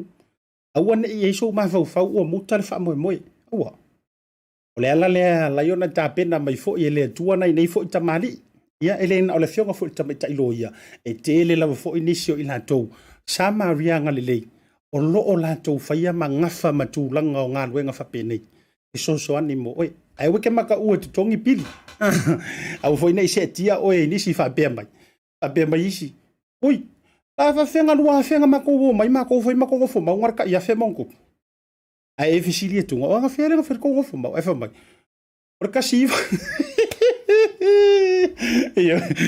Ola mafau ai ele i toi si tia runga ni tau ia ta longo me se fau pule staff nei le lao sa ai se le lei ai maula ai awete no fo ai tau tuanga si ati le vaenga le ia ele lei ale sa loto no fo fia e o no ma se vaenga i tau lape ai le tulanga moli le ngang fa malo ma ngang fa tele tatu company lang ma si vaenga muli fi tau lunga tu ai le prokalami fai lo atu e fia le loto ma le nganga i whailo atu le tātou watunu o mai se lava i lantou le tātou watunu i Samoa o lea wa officially te tala alo ia ma laisene ina whale tūla fono ia leo unanga le tātou Bluwave Limited ma le tātou Bluwave TV ia i Samoa paki mai la i o kako ia congratulations whaftai tele fo i mai se le tātou pulenga ia fionga ia nai fui mono ia mai se fo i o le fletua ia sahara mai se fo i lava o le lava loa o le pulenga le tātou Bluwave TV ia